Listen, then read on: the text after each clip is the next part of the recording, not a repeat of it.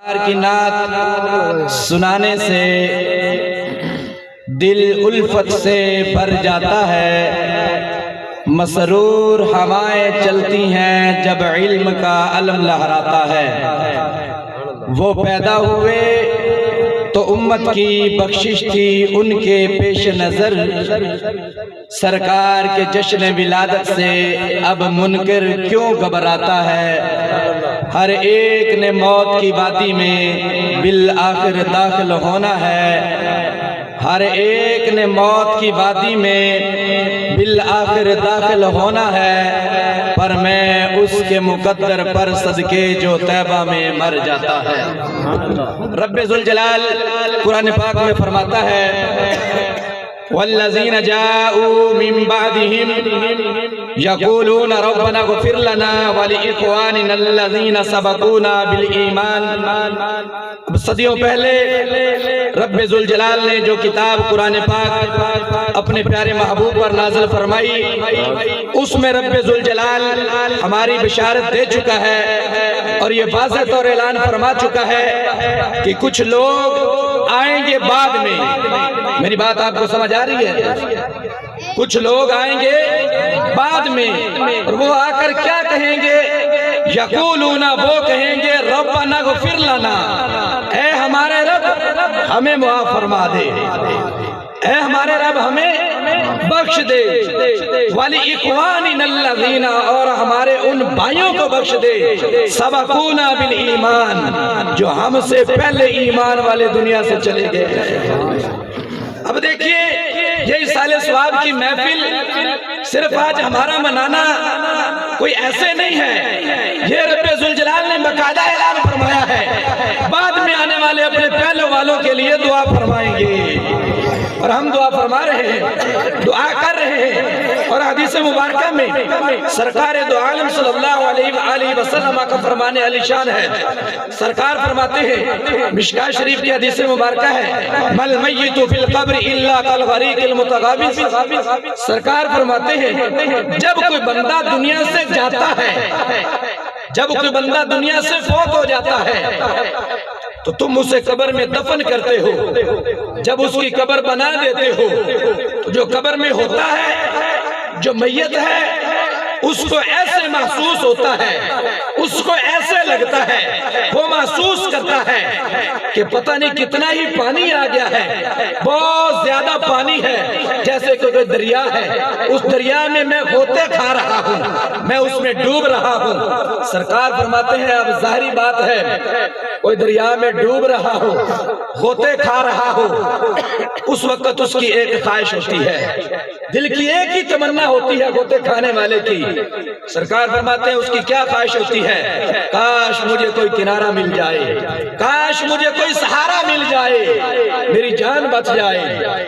سرکار فرماتے ہیں جیسے وہ ڈوبنے والا انتظار کرتا ہے، وہ خواہش مند ہے مجھے کوئی کنارہ ملے، سہارا ملے۔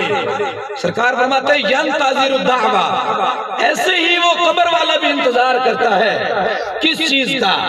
ینتظر الدعوہ، وہ پچھلوں کی دعا کا انتظار کر رہا ہوتا ہے۔ کس کا انتظار کر رہا ہوتا ہے؟ دعا کا، دعا کا ادھر انتظار ہو رہا ہے۔ اب دیکھیے سرکار فرماتے ہیں ادھر انتظار ہے اور پیچھے کئی لوگوں کا انتشار ہے۔ اِسال ثواب کرے تو کوئی فائدہ نہیں ہوتا، اِسال ثواب کرے تو یہ بیکار محفل ہوتی ہے۔ میں کہتا ہوں محفل بیکار نہیں ہے۔ سرکار فرماتے ہیں ادھر انتظار ہو رہا ہے، ادھر بندہ دعا کرتا ہے، میت کو فائدہ ہو رہا ہوتا ہے۔ نعرہ تکبیر، اللہ اکبر، نعرہ رسالت، یا رسول اللہ، نعرہ حیدری، یا علی، تاجدار ختم نبوت، زندہ باد زندہ باد۔ اب سرکار فرماتے ہیں کہ ادھر دعا کا انتظار ہو رہا ہے، اور پھر سرکار فرماتے ہیں صحابہ کرام نے سوال کیا یا رسول اللہ یلحقہ، وہ دعا کون کرے؟ یا رسول اللہ وہ کون سی دعا ہے، وہ کس کی دعا کا انتظار کر رہا ہے قبر والا؟ سرکار فرماتے ہیں تلحقہ ابن او ام او اخن او صدیق، سرکار فرماتے ہیں وہ دعا اگرچہ اس کا باپ کرے یا اس کی ماں کرے، اس کے بھائی کرے، اس کا کوئی بھی ایمانی دوست کرے، کوئی بھی اسلامی بھائی کرے، اس کا ضرور اس کو فائدہ ہوگا۔ اور یہاں پر سرکار نے بات ابھی مکمل نہیں فرمائی، مزید سرکار فرماتے ہیں کہ جب پچھلے اس کے لیے دعا کرتے ہیں تو ان کے دعا کرنے پر وہ پتہ ہے کتنا خوش ہوتا ہے، اسے کتنی خوشی ہوتی ہے۔ سرکار فرماتے ہیں دنیا میں رہتے ہوئے تمہارے پاس جو کچھ ہے، اس دنیا کے تمام خزانے، تمہاری جتنی جائیداد ہے، تم اس کے نام کر دیتے، وہ اتنا خوش تم پر نہیں ہونا تھا جتنا کہ تمہاری دعا کرنے پر وہ خوش ہو گیا ہے۔ دیکھ لے کتنا پیارا عمل ہے، کتنا اچھا عمل ہے اس اعلی ثواب کا۔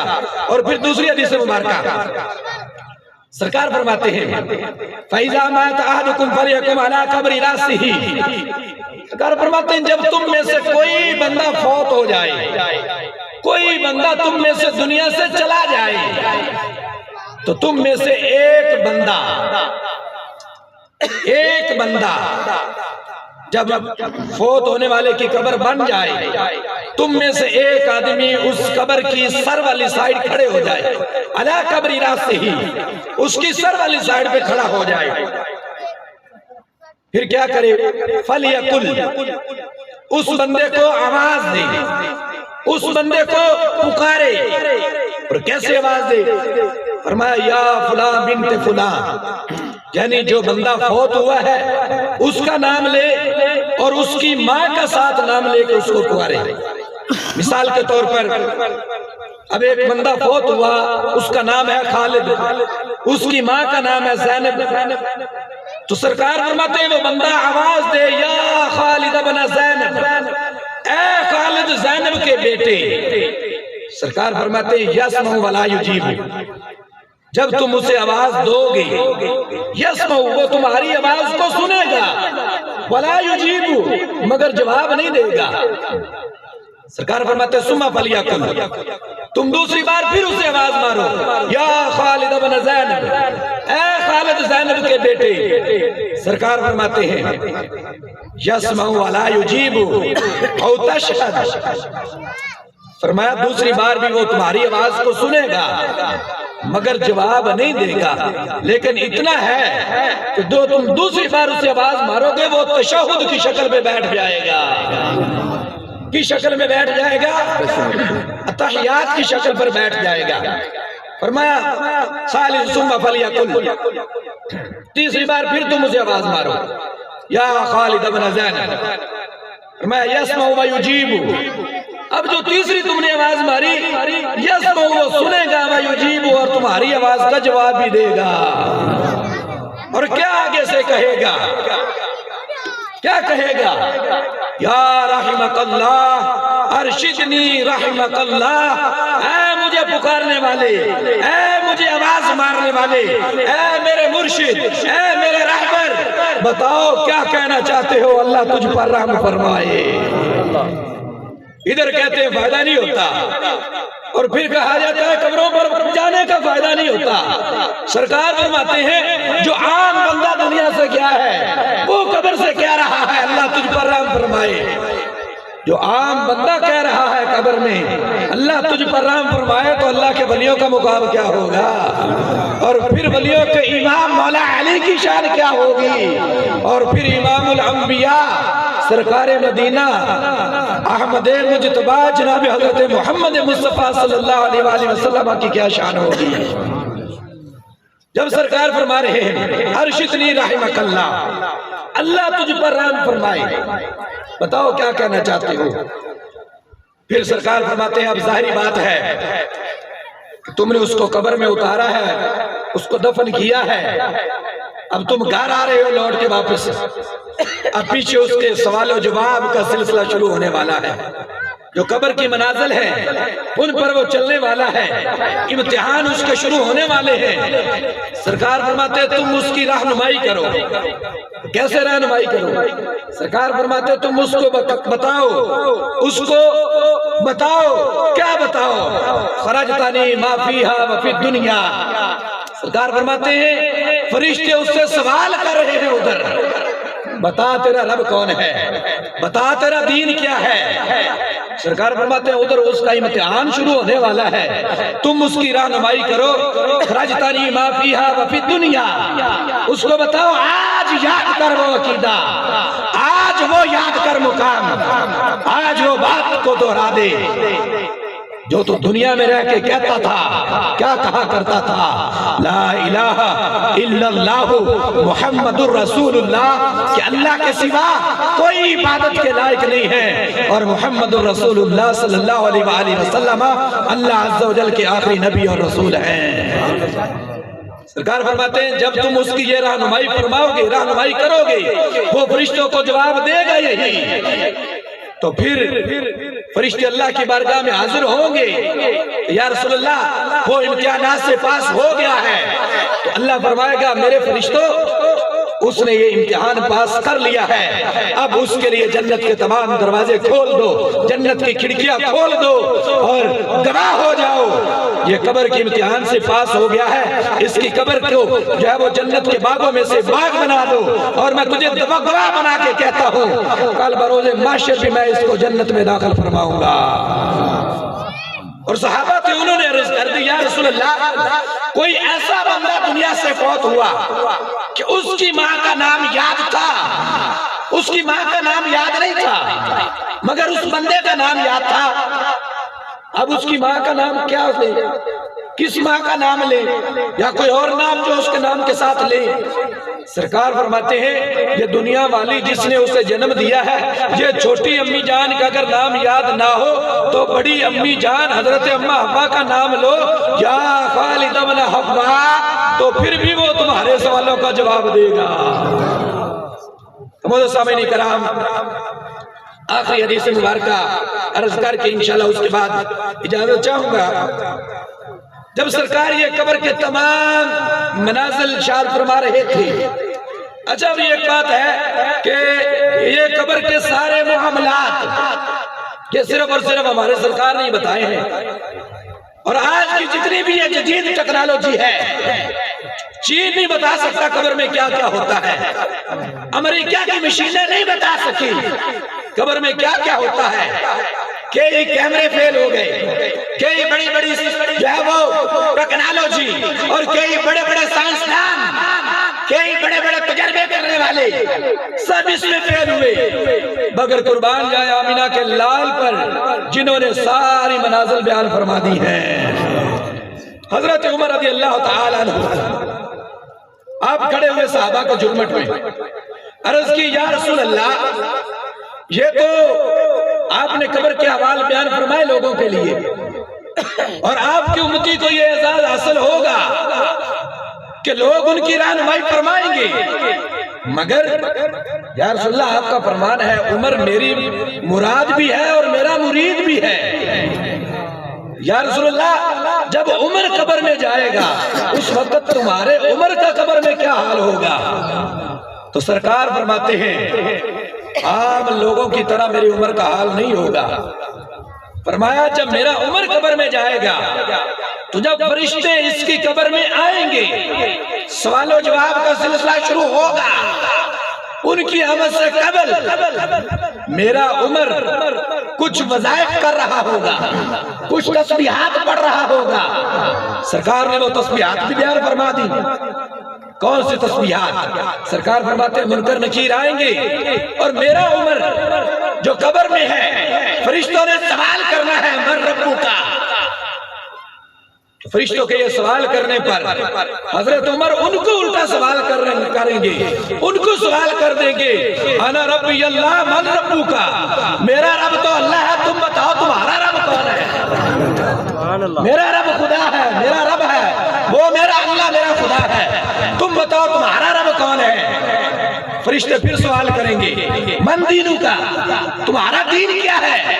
سرکار فرماتے ہیں کہ جب وہ سوال کریں گے تو حضرت عمر ان کو سوال کریں گے انا دینی الاسلامی، میرا دین اسلام ہے، من دینو کا، تم بتاؤ تمہارا دین کیا ہے؟